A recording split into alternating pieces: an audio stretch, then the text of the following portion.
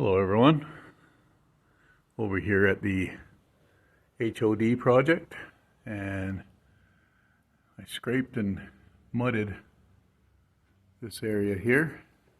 Didn't have to go all the way down. There's about an 8-foot section right here that's pretty clear. So had to come all the way down here. So I need to get myself a texturing brush to see if I can match what they have, or a sponge, one of the two. See if I can match what they have up on the ceiling. And over here, I'm gonna end up seeing about getting some crown molding to put up there. So that's it.